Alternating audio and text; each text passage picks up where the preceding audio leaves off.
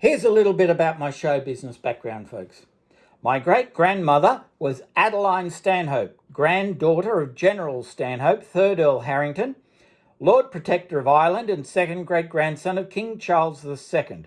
Adeline Stanhope was a highly regarded stage actress in England and on Broadway in New York from the 1880s to 1917.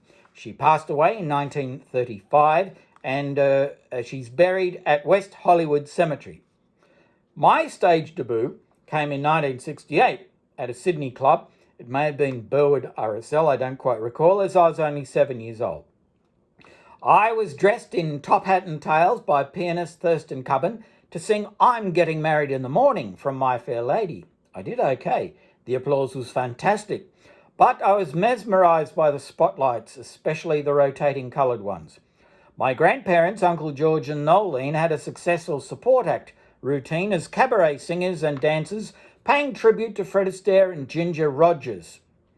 They sang lots of Rodgers and Hammerstein hits and songs from the musicals of the day, like Sound of Music and The King and I. I was their amusing novelty relief act, giving them time to change costumes off stage while I'd sing songs like I Am 16 Going on 17, Heart and Soul or Penny Arcade. As Bardini and Rossell, they were support acts for Dawn Lake, Bobby Lim, Sandy Scott, Kamal, Little Patty, Marlene Atchison and Ugly Dave Gray. You can find out more about them if you've got an old back issue of Showcase 67, Bardini and Rossell. In 1976, I played Hubert, an old fuddy-duddy who was half deaf, in Woden Valley High School's production of Night Must Fall, a 1934 murder thriller by Emlyn Williams. For Richmond Race Club from 1975 to 86, I was their Friday night promotions manager and media liaison officer, publicising greyhound racing on 2KY with Ron Casey every Friday morning. I also did on-track video interviews for Redden TV.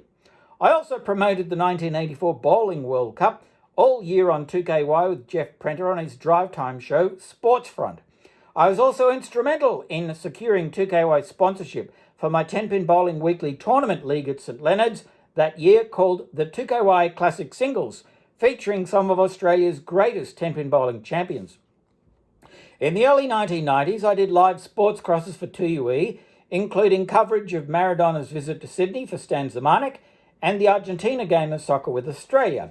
In 2000, I covered the Sydney Olympics for the Olympic News Service. In 2006, I played Johnny O'Keefe's dad in Shout for Rockdale Town Hall's Musical Society, packed out every night at $20 a head, with Barry Crocker, a VIP guest on opening night. I enjoy karaoke and have won several contests doing Paul Kelly versions of Beatles classics. In 2007, I narrated a documentary on saving Borneo orangutans from palm oil farming.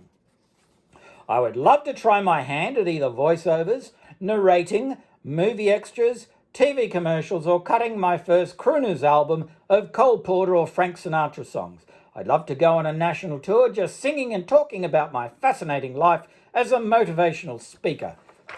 Now, what else have we got here? Let's have a look. Oh, we just got a blank page. How good is that? So that's it. Now you know about Lord Reags' showbiz background, going back to 1967. And, did I mention that Barry Sullivan, the world-famous Shakespearean actor, was one's second great-grandfather? Well, look him up. Look up Barry Sullivan, not the Hollywood actor from the 1940s. Barry Sullivan from Ireland and Edinburgh, and Birmingham, in England, in the 1800s, middle 1850s. He played the West End in London, and in 2019, May, June, I had the great privilege of seeing Les Miserables in the theatre opposite, the one where Barry Sullivan performed Hamlet and Richard III on a few occasions. Anyway, that's all from Lord Reags. Thank you for watching and thank you for listening. If you want to follow me on Facebook, Twitter, Instagram and Parler, you're most welcome. Look for Lord Reags.